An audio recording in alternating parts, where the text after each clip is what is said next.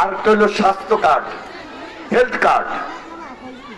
Health কার্ডটা হলো আপনার ছেলের নামে, আপনার মেয়ের নামে, আপনার স্বামীর নামে, আপনার নিজের নামে, প্রত্যেকের নামে হেলথ কার্ড থাকবে। হেলথ কার্ড দিয়ে ফ্রি চিকিৎসা পাবো, ফ্রি ট্রিটমেন্ট পাবো, ফ্রি ওষুধ পাবো। এখন লক্ষ্মীপুর সদর হাসপাতালে যদি যান, দালাল্লা টানাটানি করে প্রাইভেট হসপিটালে নিয়ে যাওয়ার জন্য, যে না প্রাইভেট হসপিটালে চিকিৎসা ভালো। এটা হলো একটা দালালি পায় তারা ডাক্তারদের থেকে, হসপিটাল থেকে। প্রাইভেট হসপিটাল থাকবে, যার ক্ষমতা আছে সে প্রাইভেট হসপিটালে যাবে, যার ক্ষমতা নাই। সবার জন্য স্বাস্থ্য সরকার দিবে, সবার জন্য শিক্ষা সরকার দিবে।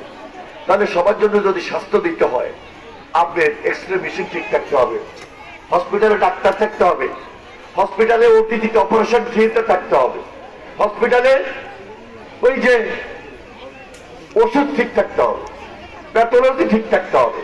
এগুলো আপনি ফ্রি পাবেন হেলথ কার্ডের মাধ্যমে। এর পাশাপাশি আমাদের একটা হেলথ কেয়ার ইউনিট থাকবে, গ্রামে গ্রামে পল্লী চিকিৎসকের মতো গিয়ে ধারণা দিবে, বুঝাবে, আপনাকে সচেতন করবে। বিশেষ করে গর্ভকালীন আমাদের মায়েরা, বোনেরা, তাদের জন্য পরামর্শটা খুব জরুরি। গর্ভবতী মায়ের জন্য ওই পরামর্শটা জরুরি। হেলথ কেয়ার টিম বাড়িতে বাড়িতে গিয়ে আপনাকে ধারণা দিবে, আপনাকে সচেতন করবে।